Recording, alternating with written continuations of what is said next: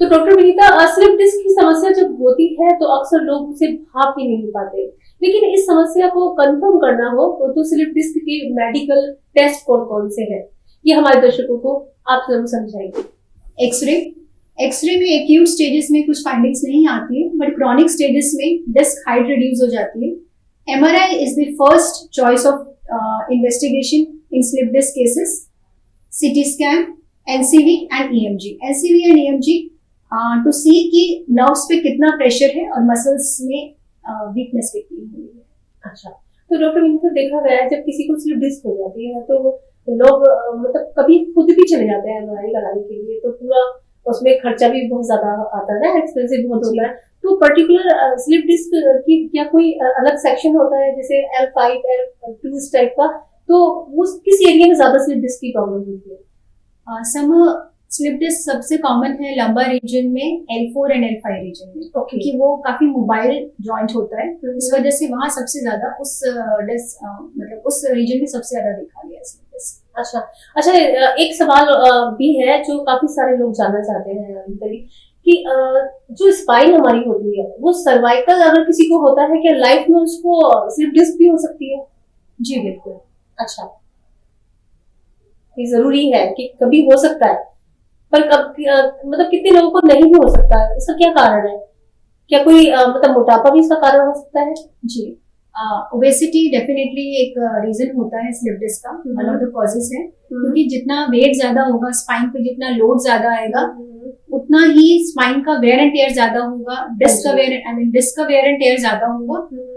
तो obesity is definitely directly linked to slip disc. Okay doctor Vinita, ये तो हमने सुना है कि स्लिप डिस्क की समस्या होने पर लोगों को काफी तकलीफ होती है, लेकिन आप हमें ये बताइए कि इस समस्या के होने पर कितनी परेशानी झेलनी पड़ती है और क्या इससे दूसरी परेशानियां भी हो सकती है?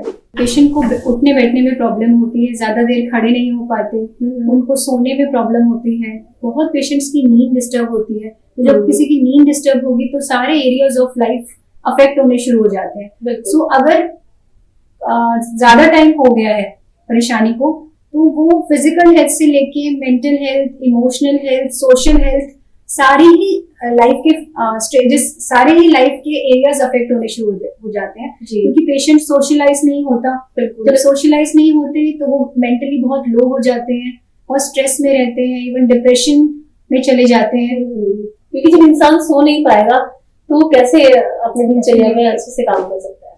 डॉक्टर विनीता, आप एक फिजियोथेरेपिस्ट हैं, आप स्लिप डिस्क की समस्या को कैसे ठीक करती है? क्या फिजियोथेरेपी से स्लिप डिस्क वापस से अंदर जा सकती है? प्रिवेंटिव रोल में पेशेंट को डिजीज के रिगार्डिंग कंप्लीट एजुकेशन दिया जाता है, उन्हें क्या क्या एक्टिविटीज करनी है, क्या नहीं करनी है, इवन एक्टिविटीज में मॉडिफिकेशंस बताई जाती हैं, उन्हें क्या प्रिकॉशंस लेनी है, उसके बारे में कंप्लीट पेशेंट को गाइड करा जाता है कि कैसे सोना है, अगर बहुत ज्यादा पेन है तो उन्हें करवट किस तरह से लेनी है। जैसे हम सजेस्ट करते हैं कि आप लॉग रोलिंग करिए, बेंट लेग्स को और बॉडी को एक साथ टर्न करिए, सेगमेंटल टर्निंग मत करिए। Then complete dos and don'ts उनको एक्सप्लेन करे जाते हैं। Next role is therapeutic role, जिसमें फर्दर 2 पार्ट्स में ट्रीटमेंट डिवाइड होता है, pain management and exercises. Initial acute phase में जब पेशेंट को बहुत पेन होता है उस समय फिजियोथेरेपी मोडालिटीज के द्वारा पेन को कम किया जाता है। एक बार पेन कम हो जाता है तो हम एक्सरसाइजेस प्रोग्राम पर पेशेंट को लेते हैं। Exercise program complete rehabilitation provide करता है।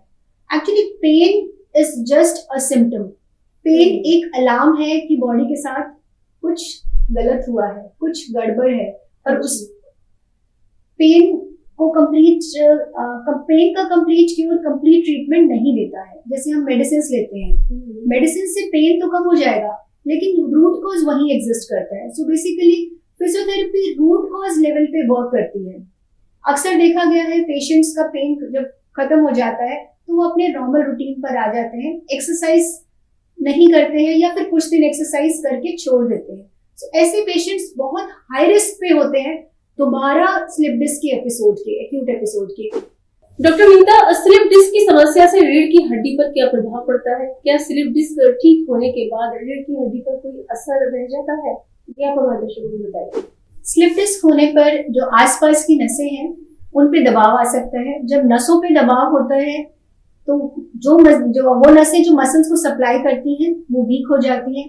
मसल वीकनेस होने पर एक्स्ट्रा लोड स्पाइन पे जाता है और over a period of time spine weak होती चली जाती है। स्पाइन हमारी पूरी बॉडी को स्टेबिलिटी प्रोवाइड करती है। जब मेन स्ट्रक्चर ही वीक हो जाएगा तो जॉइंट्स की ओवरलोडिंग हो जाती है। सो लॉन्ग रन में स्पाइन मसल्स की वीकनेस की वजह से और जॉइंट्स का भी डिजनरेशन स्टार्ट हो जाता है। डॉक्टर विनीता, जब स्लिप डिस्क की समस्या में कमर का दर्द हद से ज्यादा बढ़ जाता है तो लोग सर्जरी की तरफ अपना रुख कर लेते हैं। इस समस्या में सर्जरी कितनी कारगर है और सर्जरी में कितना खर्चा आता है? मोर देन 95% ऑफ केसेस में सर्जरी की रिक्वायरमेंट नहीं होती है। कंजर्वेटिव मैनेजमेंट यानी फिजियोथेरेपी एंड मेडिकल मैनेजमेंट से ही पेशेंट ठीक हो जाते हैं। सर्जरी की कॉस्ट डिपेंड करती है कि कौन सी सर्जरी करी जा रही है, जिसमें मिनिमली इन्वेजिव स्पाइन सर्जरीज होती है एंड द कॉस्ट में vary from 1.5 to around 4 lakh. Okay, तो विनीता जी, जैसे आपके यहाँ अगर बंदा टाइम से पहुंच जाए, यानी कि पेशेंट अगर टाइम से पहुंच जाए, तो क्या सर्जरी से बचा जा सकता है? जी समझ।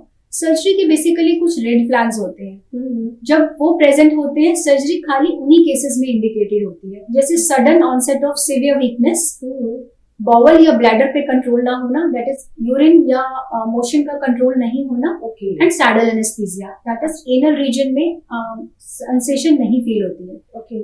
Only in these cases surgery is required. Rest of the cases surgery is not at all required. Conservative management के थ्रू स्लिप डिस्क आराम से क्योर हो जाता है। बिल्कुल, यानी कि फिजियोथेरेपी से काफी हद तक हम अपनी स्पाइन को ठीक कर सकते हैं। बिल्कुल बिल्कुल, फिजियोथेरेपी तो बहुत इंपॉर्टेंट रोल प्ले करता है बिल्कुल स्लिप डिस्क के ट्रीटमेंट में।